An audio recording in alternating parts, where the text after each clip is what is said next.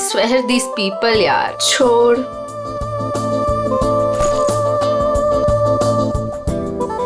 हो क्या गया इस प्रिया को? प्रेजेंटेशन था और ऐसे ही उठ के आ गई। छोड़ ना। बॉस भी खूब डांटे होंगे। क्लाइंट भी नाराज लग रहे थे। कुछ भी कहो यार मीता, ये एटीट्यूड ना है तो गलत। पता नहीं क्या समझती है अपने आप को। वो ऐसा है ना कि अपने बॉस से सीधे साधे, तो उनके सीधेपन का वो गलत फायदा उठाती है। और अपने बॉस है कि कुछ कहते ही नहीं है। वैसे भी उसे पड़ी कहाँ है इस जॉब की? इतना पैसा है उसके डैडी के पास, बस टाइम पास कर रही है। कुछ भी हो, एक रिस्पॉन्सिबिलिटी नाम की कोई चीज होती है। I know. बाल देखे थे उसके सिर के, कैसे बिखरे हुए थे, जैसे किसी ने सिर के बाल नोच लिए हो।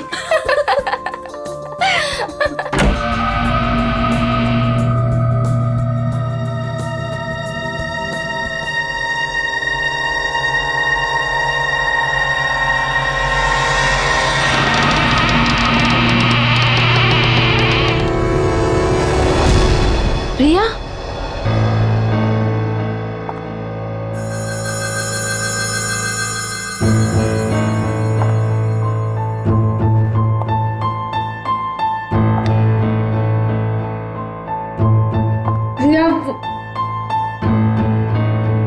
प्रिया वो एक्चुअली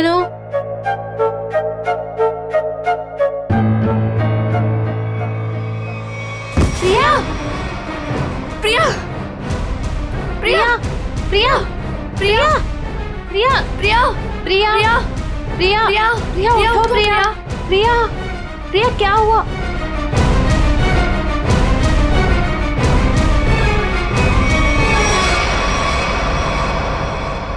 ये तो मर गई।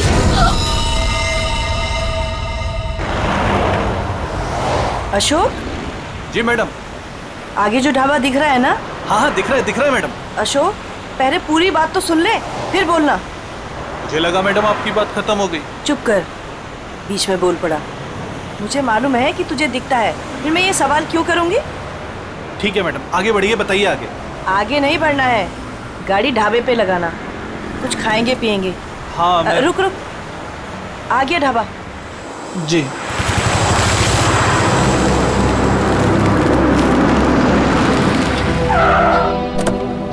आइए साहब उतरिए। हम क्यों उतरे? तू जा। अरे अभी तो मैम साहब ने कहा खाना खाना है, चलिए अंदर। तू जा और कुछ खाने के लिए लेके आ। साहब अंदर ढाबे में बैठकर आराम से खाइए ना, आइए ना। वहाँ जाने का मन नहीं हो रहा है, तू जा, हम लोग गाड़ी में खाते खाते निकल जाएंगे। ठीक है, लेकिन क्या लेकर आऊं साहब? जो हमें अच्छा लगे। मैडम हमको क्या पता चलेगा कि आपको क्या अच्छा लगेगा? साहब आप ही बताइए ना, क्या लेकर आए हम?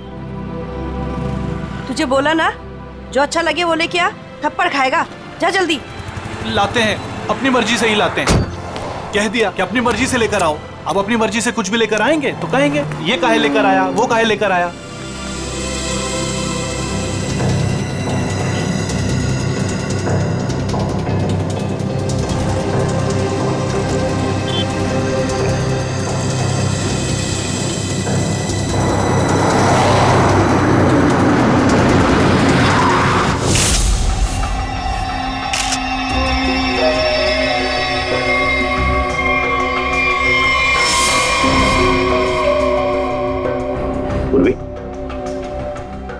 पलटाओ इसे।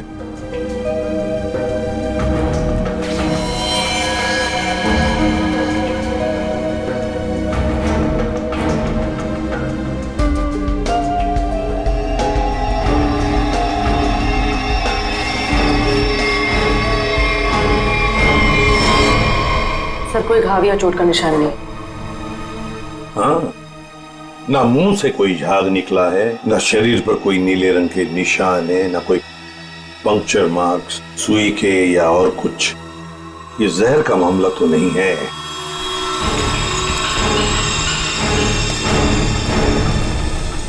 सर, हाँ, सर अंदर से भी ऐसा कोई सामान नहीं मिला जिससे इसकी मौत के बारे में कुछ पता चल सके। सर ये बैग मिला है जिसमें मेकअप का सामान पड़ा हुआ था। मेकअप का सामान?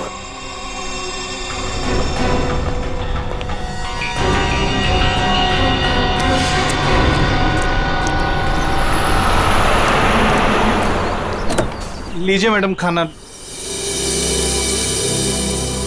साहब जी खाना ले आए हैं हम। मैडम लगता है दोनों सो गए, हमको खाना लाने भेजे। और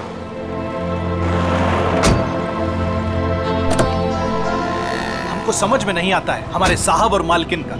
हमको बोले खाना लाओ और जरूर दवाई खाकर सो गए होंगे। 50 बार समझाया है कि भैया खाना खाने के बाद दवाई खाओ, पर नहीं, भूल जाते हैं। लगता है कि कुंभकर्ण जो बूटी खाता था वही इनकी दवाई में मिला दी है डॉक्टर ने। चलो चलते हैं घर लेके। कहा है ना कि रास्ते में जगेंगे तो खिला देंगे, नहीं तो हम तो हैं ही। चल हमरी राम प्यारी। ये बैग किसका है? सर ये प्रिया का है। प्रिया का बैग है।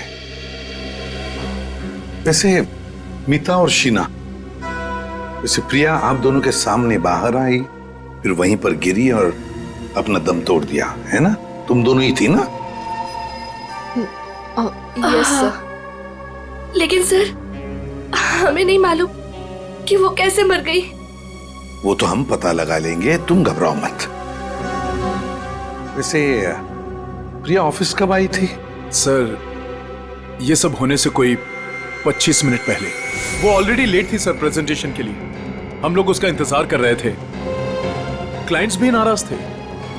वो आई, उसने सबको सॉरी बोला और प्रेजेंटेशन शुरू किया। पर वो थोड़ा लॉस्ट लग रही थी सर, नर्वस भी लग रही थी। क्लाइंट्स भी इंप्रेस नहीं थे, तो मैं उसे बाहर लेकर गया और समझाया कि उसे रेस्ट की जरूरत है।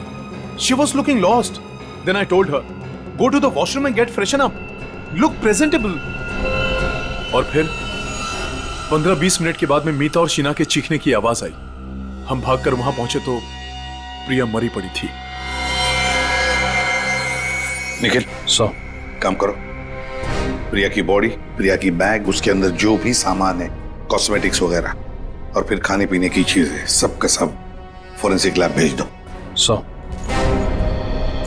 वैसे प्रिया का पर्सनल नंबर या फिर उसके घर का नंबर, उसके घर वालों का नंबर तो होंगे ना शायद आपके पास? और यस सर, मेरे पास उसके मम्मी और पापा दोनों का नंबर है।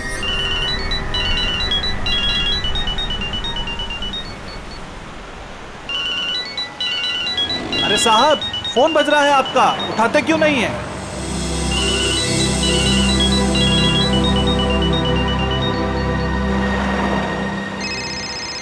अरे अब मैडम आपका फोन बज रहा है, आप भी नहीं उठा रही हैं। अरे मैडम जी अब आपका भी फोन बज रहा है।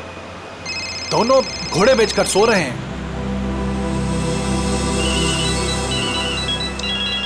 फिर से फोन बजने लगा भाई। अरे साहब, मेम साहब, फोन काहे नहीं उठा रहे हैं आप लोग? अरे फोन बज रहा है आपका। लगता है हमको ही रोकना पड़ेगा।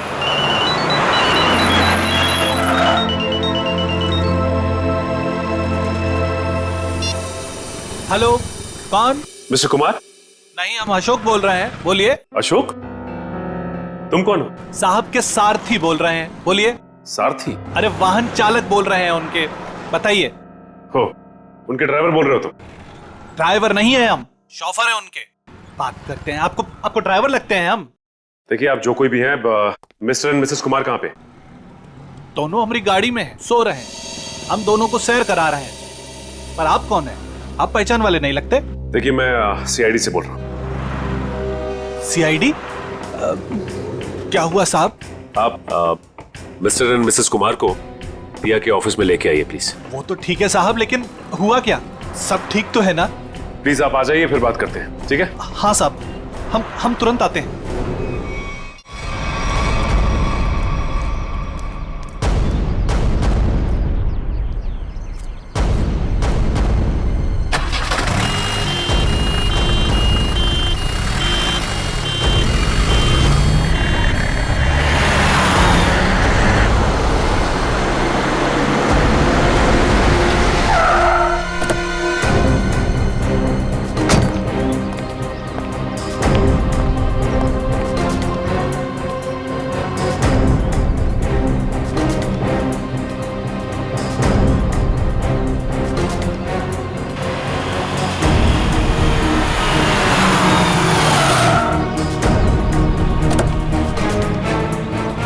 नमस्कार साहब।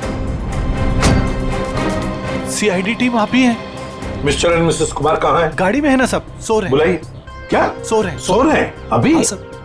अभी सर यहाँ कुछ खास हो रहा है क्या? मतलब आपने बुलाया है इसलिए? जी हाँ, खास बात है। कुमार जी की बेटी प्रिया की मौत हो गई है। क्या बात कर रहे हैं सर आप? जी हाँ। Mister Kumar. Missus Kumar. Missus Kumar. Kumar साहब।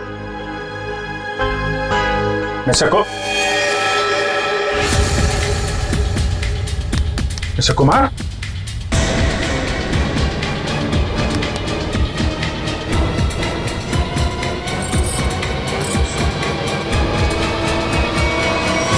My God. सर ये भी? सचिन,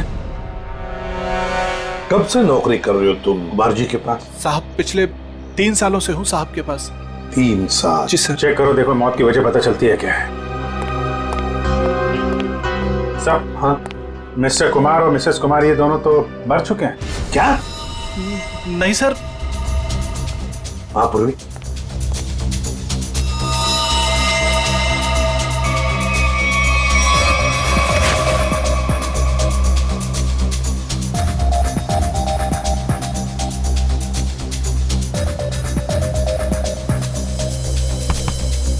एक घंटे से ज्यादा तुम इन दोनों को गाड़ी में बिठाकर घूम रहे हो और तुम्हें पता तक नहीं?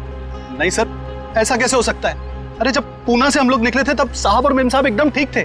बल्कि रास्ते में मेम साहब ने मुझे कहा कि ढाबे पर गाड़ी रोक लो, खाने के लिए कुछ लाना है। गाड़ी ढाबे पे लगाना, कुछ खाएंगे पिएंगे। जी साहब, 1-2 बार पहले भी ऐसा हुआ है। साहब और मेम साहब दवाई लेकर सो जाते थे और काफी देर तक सोते थे, तो मुझे लगा कि शायद गाड़ी में सो रहे होंगे। सर, हाँ? दोनों के शरीर में अभी घाव या चोट का निशान नहीं है? कोई भी निशान नहीं। तो कहीं जहर तो नहीं दिया इनको? जहर के कोई सिम्टम्स या कोई निशान है? नहीं सर, बस सर कार में भी ऐसा कुछ नहीं मिला जिससे इनकी मौत के बारे में कुछ पता लग सके। अच्छा, और भी कुछ मिला क्या? हाँ सर, गाड़ी में खाना है, हो सकता है उससे कुछ हुआ। नहीं सर, ऐसा हो ही नहीं सकता। वो क्या है ना कि साहब और मेम साहब ने खाने को चखा भी नहीं था, खाया ही नहीं साहब। सर प्रिया भी कुछ इसी तरीके से मरी है। इन तीनों की मौत के पीछे वजह क्या हो सकती है? एक बात बताओ, कुमार जी के परिवार में और कौन कौन है? साहब प्रिया मैडम और उसके बाद बड़ी बेटी थी रीमा मैडम और छोटी अन्नू। अच्छा, तो ये दोनों बेटियां अब कहाँ होंगी? साहब अब रीमा जी तो अपने पति धीरज के साथ अंधेरी में रहती है। अन्नू मैडम अपने माता पिता के साथ मलाड वाले फ्लैट में। नंबर है इनके आपके पास? हाँ है ना सर। सचिन, ये सब अन्नू मैडम का नंबर है सर।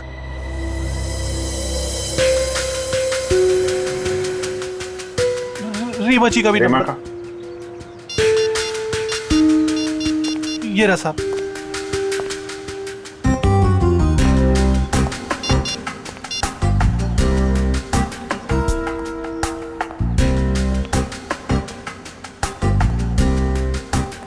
हेलो रीमा जी, मैं सीआईडी से इंस्पेक्टर अभिजीत बोल रहा हूँ। आप सीआईडी ब्यूरो आ सकती हैं? वो हम आपको बाद में बताएंगे, थोड़ा अर्जेंट है। आप प्लीज़ जल्दी आइए। या ओके। सर रीमा को बोल दिया है सीआईडी ब्यूरो आने के लिए। और सर अनु तो फोन ही नहीं उठा रही। हो सकता है साहब कॉलेज गई होंगी। कौन से कॉलेज में?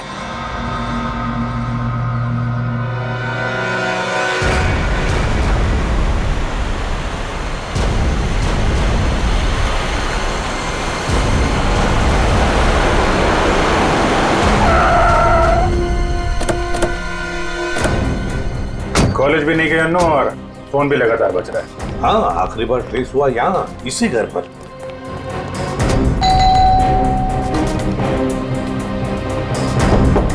अन्नू,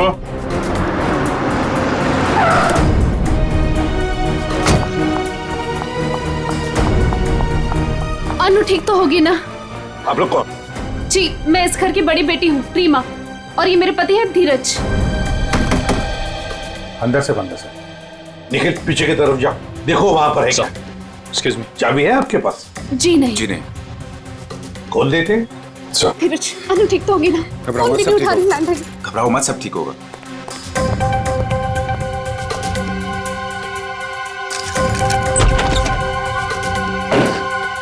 अनु अनु! अनु अनु! अनु अनु!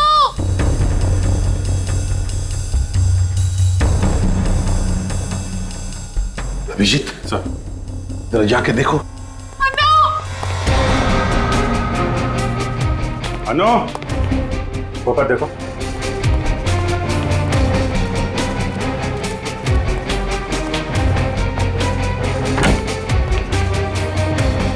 हाँ सचिन।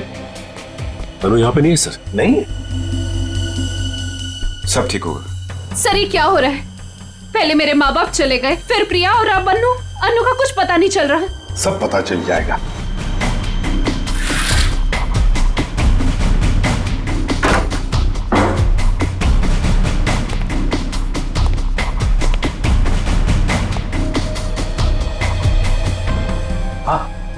नहीं सर, अभी तक तो नहीं मिली।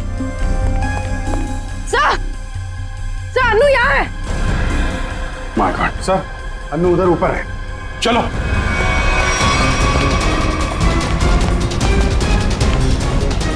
अपूर्वी, अनु जिंदा है, बेहोश है। इसको हॉस्पिटल लेके चलना पड़ेगा जल्दी। सचिन। हाँ अभिजीत, सर बेहोश है, हॉस्पिटल लेके जा रहे हैं, जल्दी चलो।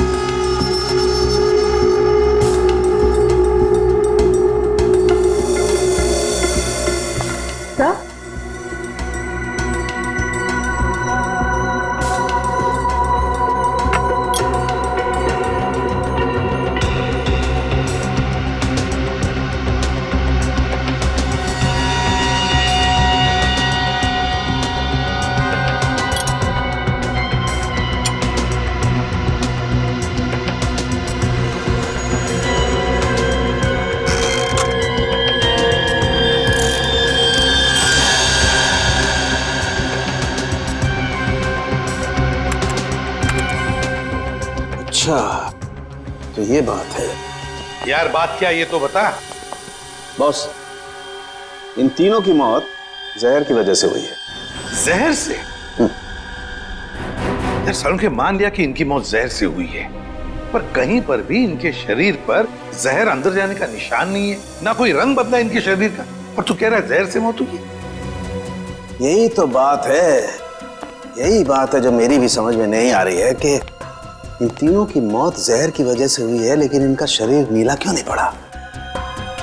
और ये जहर गया कैसे इनके शरीर में? कमाल कर रहा है सालों के। एक तरफ तो कह रहा है कि तीनों की मौत जहर से हुई है, और फिर दूसरी तरफ कह रहा है कि तुझे पता नहीं ये जहर इनके शरीर में गया कैसे, कब गया। यार ये कैसे चलेगा? बस ये गुत्थी है जो अभी सुलझ नहीं पा रही है। मैं भी सोच रहा हूं कि अगर इनकी मौत जहर से हुई है तो कैसे हुई है? जहर इनके शरीर में इंजेक्ट भी नहीं किया गया है, कोई एविडेंस नहीं। खाने पीने की चीज की वजह से भी इनके शरीर में जहर नहीं गया है, किसी और तरीके से भी नहीं गया है, कोई मेकअप या कॉस्मेटिक की वजह से। ये जहर इनके शरीर में गया कैसे? सालुंके साहब मुझसे पूछ रहे? पागल हूं, अपने आप से पूछ रहा हूं। सर मैंने उस कार को भी चेक किया जहां पर मिस्टर एंड मिसेस कुमार की लाश मिली। वहां पर भी कोई जहर या जहरीली गैस के ट्रेसेस नहीं मिले। Salunke, mister and Mrs Kumar की मौत पुणे से मुंबई आते वक्त गाड़ी में हुई, और प्रिया की मौत उसकी अंधेरी वाली ऑफिस के वॉशरूम में हुई, मीलों दूर, मगर एक ही वक्त पर और एक जैसे ही जहर से। कैसे? बता ना। अच्छा चल, ये तो बता सकता है कि कौन सा जहर था। बस वो कुछ टेस्ट अभी करना बाकी है, उसके बाद पता चलेगा कि वो जहर कौन सा था और जहर कैसे गया इनके शरीर में। सर, हाँ सर, अनु को ऑब्जर्वेशन में रखा गया है और डॉक्टर्स का कहना है कि आने वाले 24 घंटे उसके लिए बहुत क्रिटिकल हो सकते हैं सर। तो डॉक्टर ने बताया नहीं किस वजह से बेहोश हो गई? सर, जहर का असर हुआ उसे। क्या? जहर से? हाँ सर। और सर अजीब बात तो यह है कि उसके शरीर में यह जहर ना ही किसी इंजेक्शन से गया है और ना ही किसी खाने की चीज से। मिस्टर एंड मिसेस कुमार और प्रिया तीनों की मौत जहर से हुई और अब अनु को भी जहर दिया गया था। है ना बड़ी अजीब बात। ऐसे लगता है जरूर कोई ना कोई तो है जो इस पूरी कुमार फैमिली को खत्म करना चाहता है। सर, पूरी कुमार फैमिली नहीं, बड़ी बहन रीमा को तो कुछ भी नहीं हुआ। बस रीमा के खून का टेस्ट किया मैंने, उसके शरीर में जहर नहीं। मगर सर, पूरी फैमिली को कोई क्यों मारना चाहेगा? किसी ना किसी को तो फायदा है कुमार फैमिली को खत्म करके, पर कौन है वो और फिर क्यों? कहीं ये प्रॉपर्टी का चक्कर तो नहीं? धीरज जी, 3 लोगों की जानें ली गई है। एक अनु जिंदगी और मौत के बीच में झूल रही है, मगर तुम दोनों, तुम और तुम्हारी पत्नी, तुम तो बिल्कुल ठीक ठाक हो। ये कैसे? हम ठीक हैं, इसका मतलब ये नहीं कि हम उनके दुश्मन हैं। तो फिर और कौन हो सकता है तुम्हारे अलावा? कोई भी हो सकता है। इतना बड़ा बिजनेस है, होगा कोई जिसकी आंखों में ये धन दौलत चुभ रही होगी। वही तो हम जानना चाहते हैं, खूनी कौन है? मुझे नहीं पता कि उनका खूनी कौन है, लेकिन उनकी मौत का इल्जाम अब हम पर मत लगाइए। आप क्या चाहती हैं? सीआईडी ये मान ले कि आप दोनों बेकसूर हैं? मत मानिए हमें बेकसूर, लेकिन मेरे माँ बाप और बहन थे वो। हम अपने परिवार वालों को खत्म नहीं कर सकते। मैडम, ये कहीं नहीं लिखा कि कोई अपने परिवार वाले को मार नहीं सकता। मेरे पास आपके टेढ़े मेढ़े सवालों का जवाब नहीं है। अगर आपको लगता है कि उनका खून हुआ है, तो पता लगा है कि उनका खूनी कौन है। सर, मुझे लगता है कि ये सारे खून धीरज साहब कर रहे हैं। क्यों भाई, तुम्हें ऐसा क्यों लग रहा है? अब वो क्या है ना साहब के धीरज साहब आए दिन आकर साहब के पास पैसे मांगने आते थे। साहब और मीम साहब इस बात से नाराज रहते थे साहब। अच्छा, ये धीरज काम वाम नहीं करता था क्या? क्या काम करेंगे साहब? वो कहते हैं ना कि जब ससुर दौलत का समंदर हो तो इस तरीके के दामाद बाज कैसे आने वाले हैं। अच्छा, ये धीरज इतने सारे पैसों का करता क्या था? अरे बोलो ना भाई, क्या करता था? साहब वो जुए और शराब की लत। वो कहते हैं ना साहब कि एक बार ये लत लग जाए तो अच्छे बर्बाद हो जाते हैं। मैं तो कहता हूँ साहब 2-4 लाख रुपया नहीं, 10-20 लाख भी होता तो सब हवा हो जाता। मैंने बड़े बड़े महलों को शराब के प्यालों में बहते हुए देखा है साहब। हमारे धीरज साहब भी कुछ उसी तरीके के आदमी हैं साहब। हाँ, वही हुआ होगा ना सर। मिस्टर कुमार से उसने पैसे मांगे होंगे, मिस्टर कुमार ने मना कर दिया होगा, तो गुस्से में आके इसने उनका खून कर दिया। वही हो सकता है साहब, लेकिन हमारे साहब भी क्या करते, किस किस को पैसा बांटते साहब। और पैसों के लिए तो रोजाना झगड़े होते थे घर में। अभी 3-4 महीने पहले भी झगड़ा हुआ था धीरज साहब का और वरुण साहब का, वो प्रिया दीदी के पति का। प्रिया का पति भी है नहीं साहब, थे। वो 3 महीना पहले कार एक्सीडेंट में उनकी मौत हुई ना साहब। कार एक्सीडेंट में? अच्छा, ये बताओ कि ये झगड़े के कितने दिन बाद वरुण का एक्सीडेंट हुआ था? 1 हफ्ते के बाद सर। सर, ये एक्सीडेंट है या मर्डर? पंकज, ये सारा का सारा चक्कर प्रॉपर्टी के लिए हो रहा है। धीरज को सारी की सारी प्रॉपर्टी खुद ही चाहिए थी। प्रॉपर्टी मुझे कैसे मिलेगी सर? बताओ, चल बता देता हूं। अगर पूरा का पूरा कुमार खानदान मिट गया तो सारी प्रॉपर्टी किसे मिलेगी? तुम्हारी पत्नी रीमा को। अगर रीमा को कुछ हो गया तो फिर प्रॉपर्टी किसके नाम पर हो जाएगी? धीरज जी, प्रॉपर्टी तुम्हारे नाम पर हो जाएगी। क्यों बोलती बंद? क्या बोलूं सर, आप लोगों को कोई मिल नहीं रहा है, आप लोगों को समझ नहीं आ रहा है किसे फंसा है, तो आप लोग मुझे पकड़ रहे हैं सर।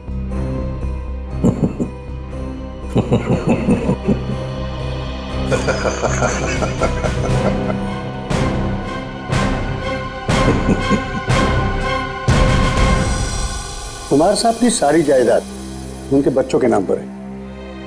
अगर बच्चों को कुछ हो जाता है तो ये सारी जायदाद एक ट्रस्ट को चली जाएगी।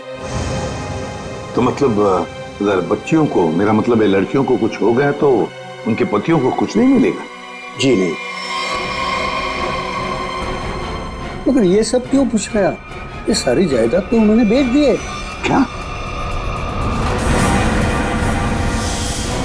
कुमार साहब ने प्रॉपर्टी बेच दी? हाँ? किसे? अलग अलग लोगों को। ये है उसके सारे डॉक्यूमेंट्स।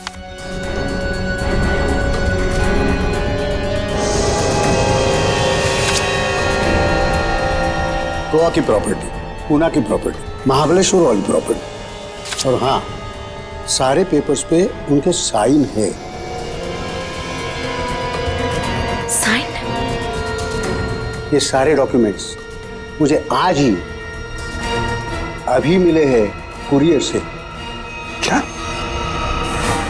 ये सारी प्रॉपर्टीज के पेपर आज ही मिले आपको? हाँ। और ये जो प्रॉपर्टी बेच के जो पैसे मिले वो कहाँ है? मुझे नहीं पता सर, कुमार साहब ने ये सब अचानक भेज दिया। ये जानकर मैं उनको फोन करने वाला था, मगर पता चला कि उनकी मौत हो गई। फिर हाँ, तो मैंने सारे खरीदारों को फोन किया था, तो उन्होंने बताया ये सारी डीलिंग एक ही एजेंट के जरिए हुई है। बायर्स की कुमार साहब से मुलाकात तक नहीं हुई है। सारी प्रॉपर्टी की डील एक एजेंट ने की है? जैसे कि बायर्स ने उसका हुलिया बताया था, उसके मुताबिक तो एक ही एजेंट हो सकता है। गाड़ी, बड़ा चश्मा और हाँ, गोल्ड कैप भी थी। क्या आप ऐसे किसी एजेंट को जानते हैं जिसने कुमार जी के लिए पहले भी कुछ काम किया हो?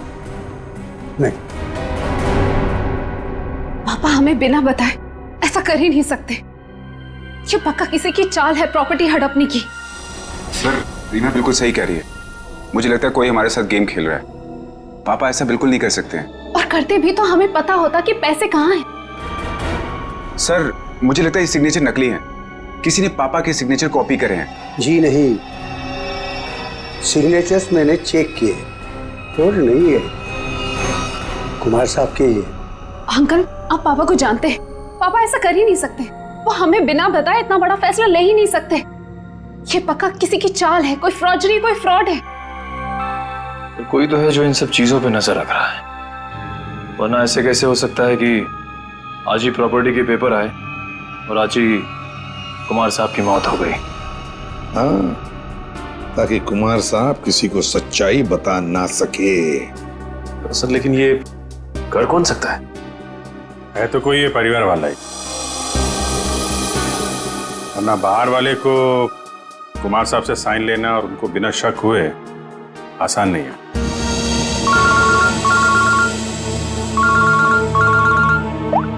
हाँ, बोलता रुके।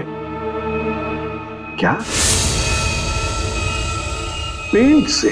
हाँ बॉस, पेंट की वजह से इन तीनों की मौत हुई है।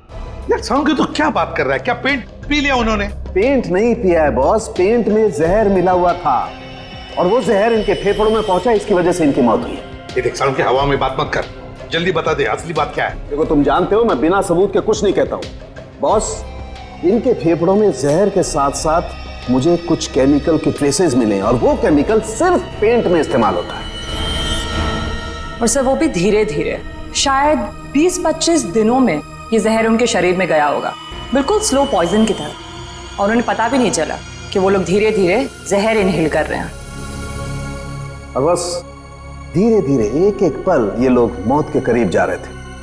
और संयोग की बात है कि आज उस स्लो पॉइजन की वजह से इनकी मौत हो गई। पेंट में जहर, पेंट में जहर, पूरी कुमार फैमिली का घर। सर, लगभग 1 महीना पहले घर के तीनों बेडरूम की पेंटिंग हुई थी। किस किस का बेडरूम था वो? मम्मी, पापा, अनु और प्रिया के बेडरूम में। बस हाँ, मुझे तीनों बेडरूम्स का पेंट चेक करना पड़ेगा। कर लो। पूरी निखिल, अमित।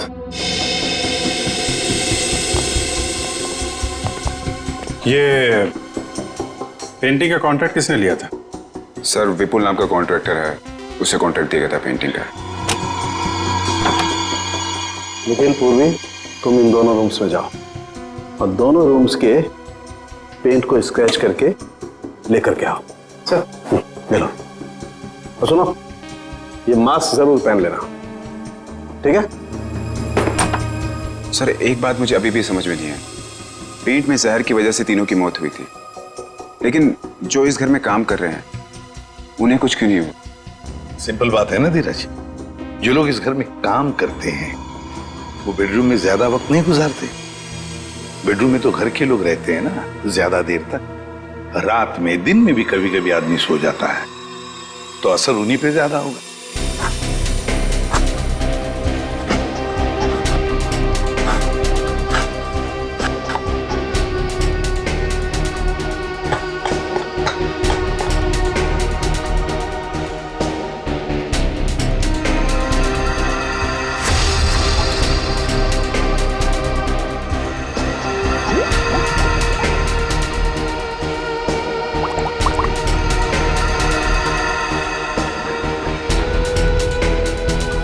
ये किसकी तस्वीर है? सर, ये मेरे जीजू हैं। इनका नाम वरुण है, प्रिया के पति।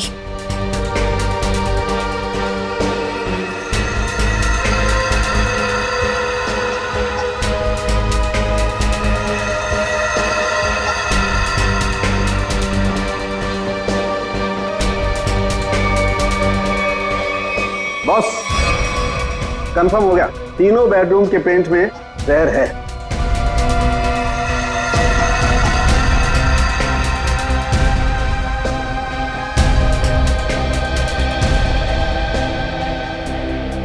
इनमें जहर कैसे हो सकता है? कौन कर सकता है और क्यों? पेंटिंग कॉन्ट्रैक्टर विपुल, उठाओ उसे। सर, मैं पेंट में जहर क्यों डालूंगा? मेरी क्या दुश्मनी होगी कुमार फैमिली से? जिसकी दुश्मनी थी कुमार फैमिली से उसने कहा होगा। हाँ सर, और उसके बदले में मोटी रकम ली होगी इसने। सर, आप ऐसा क्यों कह रहे हो? मैं कॉन्ट्रैक्टर हूँ, खूनी नहीं। मैं सच कह रहा हूँ। मुझे तो ये भी नहीं पता कि उस पेंट में जहर था या नहीं। नाटक मत कर, ये नाटक हम लोग रोज देखते हैं। सर, अगर मुझे पता होता कि पेंट में जहर है तो मैं ये कॉन्ट्रैक्ट कभी लेता ही नहीं। और मैं अपनी और अपने लोगों की जान खतरे में क्यों डालूंगा? तो क्या पेंट में जहर फैक्ट्री में से भर के आया है? मुझे नहीं पता सर, और वो पेंट मैंने खरीदा भी नहीं था। तो किसने खरीदा था? प्रिया जी के पति वरुण साहब ने वो पेंट पहले से खरीद रखा था। और उन्हीं ने मुझे वो एक कॉन्ट्रैक्ट दिया था। और अचानक उनकी मौत हो गई तो ये काम भी बीच में बंद हो गया। फिर 1 महीने पहले मुझे कुमार साहब के ड्राइवर का फोन आया दोबारा काम शुरू करने के लिए, और मैंने दूसरे ही दिन काम शुरू कर दिया। जब दोबारा काम शुरू किया तब पेंट कौन लाया था? वो पहले वाला पेंट जो बंगलों में स्टोर रूम में था, वही हमने यूज किया। सर, स्टोर रूम में कोई भी आसानी से घुस सकता है, और इन 3 महीनों में कोई भी कभी भी जहर मिला सकता है। जाओ, तुम जा सकते हो। जी सर। हाँ सर। हाँ सचिन। सर, उस एक्सीडेंट में वरुण पूरी तरह से जल गया था। अच्छा, तो फिर आइडेंटिफाई कैसे किया, पहचान कैसे की उसकी? उसकी डेंटल रिकॉर्ड से सर। डेंटल रिकॉर्ड से पता चला कि वो लाश वरुण की है। तो क्या एक्सीडेंट था या खून? सर पुलिस का ऐसा मानना है कि वो खून नहीं था बल्कि एक्सीडेंट था, और उनका तो ये भी कहना है कि कुमार फैमिली में आपस में काफी प्रॉब्लम्स थी, लेकिन उसके बावजूद उनको अब तक कोई भी सबूत नहीं मिला सर। और कुछ? सर हाँ, ये वरुण की एक दोस्त दिशा, उसके साथ अक्सर वो फोन पे बातें किया करता था घंटों घंटों, और जिस वक्त एक्सीडेंट हुआ उससे पहले भी वो दिशा से फोन पे बात कर रहा था गाड़ी चलाते हुए। यही आई विटनेस का भी कहना है, इसीलिए वो सामने से आती हुई गाड़ी को देख नहीं पाया और गाड़ी खाई में गिर गई। दिशा? तो लोकल पुलिस ने दिशा से बातचीत भी की होगी, पूछताछ की होगी, कुछ बताया तुम्हें? हाँ सर, उन्होंने बात की। उनका कहना है कि फोन करते वक्त जिस समय फोन पे बात हो रही थी उस वक्त ये दिशा घर पे ही थी, और साथ ही साथ जब ये एक्सीडेंट की खबर मिली तो सुन के उसे बहुत धक्का लगा। एक शादीशुदा आदमी पराई लड़की से 2-2 घंटे तक बात करता था। पता नहीं उसकी पत्नी प्रिया को यह बात मालूम थी या नहीं। दिशा, दिशा। सर 3 महीने पुराने केस की आप अभी तक तहकीकात कर रहे हैं?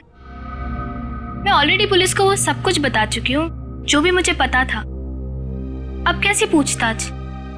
ठीक है दिशा जी, हमें इस बात के सबूत मिले हैं कि कुमार की फैमिली के सदस्यों को कोई एक एक करके मार रहा है, इसलिए वरुण की मौत में भी हमें कुछ गड़बड़ नजर आ रही है। शायद उसकी मौत एक्सीडेंट नहीं, मर्डर है। मतलब वरुण की मौत एक हादसा नहीं थी? अब इस बात की तो जांच चल रही है। आप हमें वरुण के बारे में और क्या बता सकती हैं? देखिए, मैं बस इतना बता सकती हूँ कि उसकी अपनी पत्नी से बनती नहीं थी और वो उसे डिवोर्स भी देना चाहता था, पर वो इसके सख्त खिलाफ थी। ये बात आपको वरुण ने बताई? क्यों? काफी देर रात तक 2-2, 3-3 घंटे आप दोनों बैठ के बात करते थे, तो कुछ तो खास बात होगी।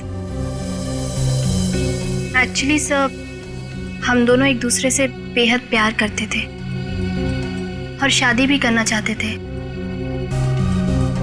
अच्छा अच्छा, तो शायद इसीलिए वरुण की पत्नी प्रिया उसे डिवोर्स नहीं देना चाहती थी। शायद।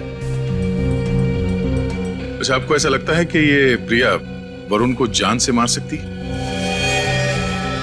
पता नहीं सर।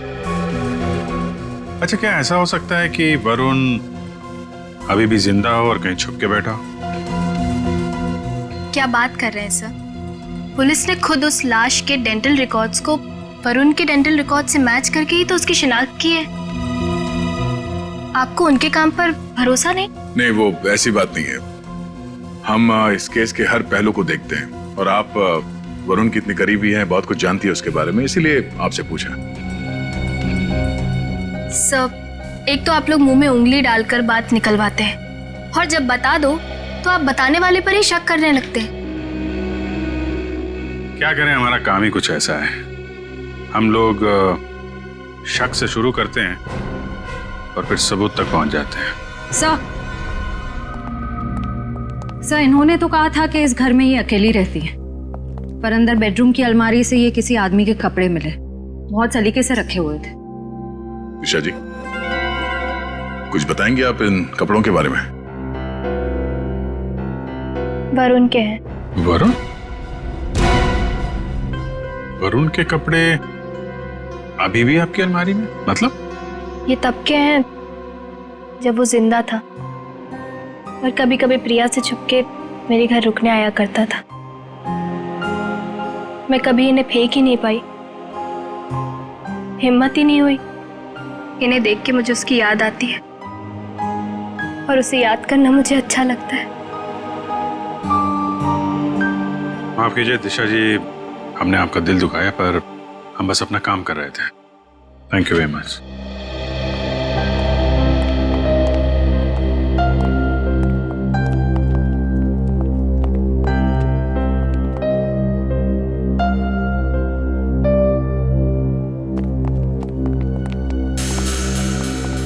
क्या हुआ? कुछ पूछना रह गया? 1 मिनट। अरे आप लोग श्रेया, फिर से यहाँ पे? 1 मिनट, क्या हुआ? आती है प्लीज। यहाँ पे डेंजर था।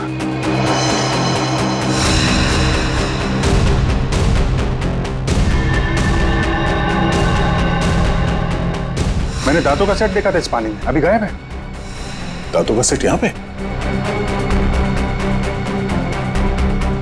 इसका मतलब है वही है। सर खिड़की खुली, लगता है वहां से भाग गया। पकड़ो। अभिजीत एक मिनट। हाँ ये देखो,